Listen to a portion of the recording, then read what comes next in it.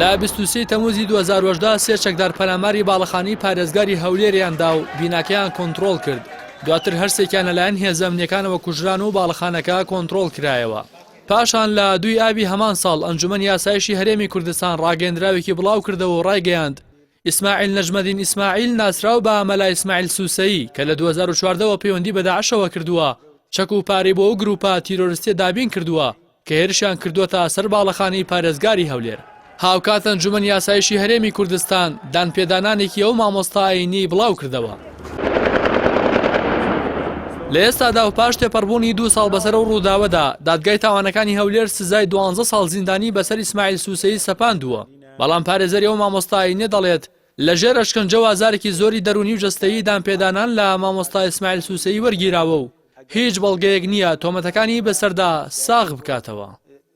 خۆی من وەکوی کە بەوتەکانی خۆی کە قسەم لەگەڵی کردووە دانپێدانەکانی بە زۆر بووە بە ئازاری ئەشکەنجە و ئازار و ئەشکەندەی دەرونی و جەستەیی بووە بە دانپێدانانی زۆر بووە کەوا ویان لێ کردووە ئیتر ئەو وشانە ئەو گرتە ڤیدیۆیان ئەو دانپێدانانەی ئەنجام بداتن. لە ڕۆژی دادگایکردنەکەی 2 منداڵیان هینا کەوا ئەو 2 منداڵە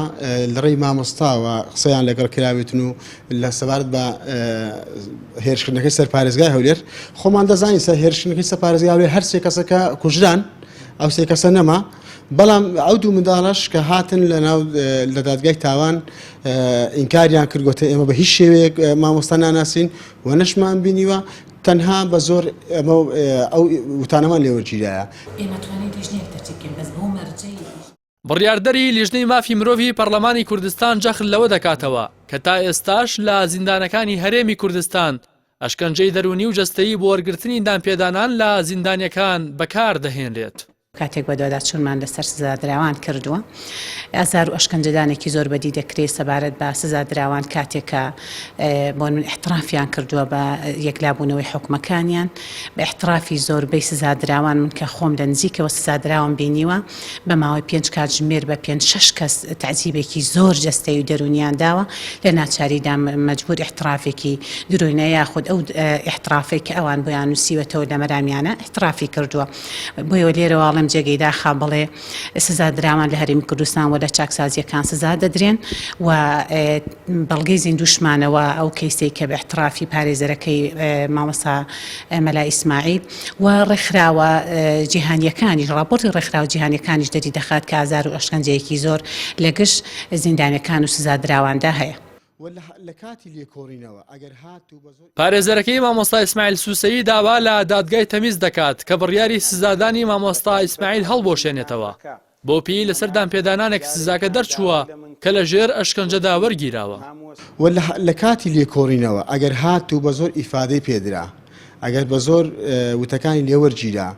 لە دادگای تاوان ئەگەر هات و ئینکاری کرد هیچ بەڵگەیەکی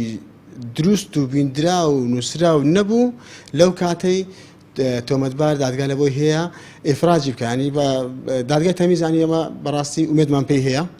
کەوا پشت بەو خاڵانەی باسم کردە ببەستێتن و مامۆستا ئیسماعیل سوسەیی ئیفراج بکە لەو تۆمەتانەی کە خراوەتە پاڵی.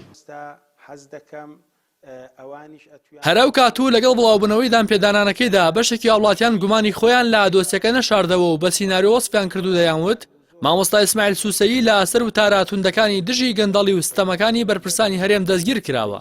نەک لەسەر کاری تیرۆریستی. پێشی هەموو کەس ئەندامانی پارتی گوناهبارن، پێشی هەموو کەس ئەندام و کادیرانی یەکێتی گوناهبارن چونکە ئەنگۆنە و حیزبانەتان ڕاگرتیە ئەوها پشتان گرتیە جاسووسیان لۆ دەکەن کادیریان لۆ دەکەن لۆیان دەچنە پێش دەست لەسەر سین دادەنێن وەرەقەیان لۆ بڵاو دەکەنەوە زەلامیان لۆ دەکوژن خەڵکیان لۆ بەگرتن دەدەن هەرچی برێن پێتان بە شەو بە ڕۆژ دەست لەسەر سینجینە بەرامبەر مەلای مزگەوتی دینی ملەتی پارەی خواردنی دزی هەمووی. هەروەها پرسی وەرگرتنی دانپێدانان لە ژێر ئازار و ئەشکەنجەدا تەنها لە نێوخۆی هەرێمی کوردستاندا نەماوەتەوە بەڵکو ڕێکخراوە جیهانیەکانی مافی مرۆڤیش جەختیان لەو ڕاستیە کردوێتەوە.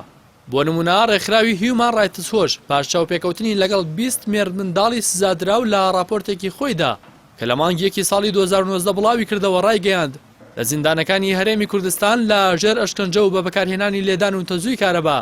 ئەفسەرانی یاسایش مێرد منداڵان ناچار دەکەندان بۆ دابنێن کە لەگەڵ داعشدا پەیوەندیان هەبووە.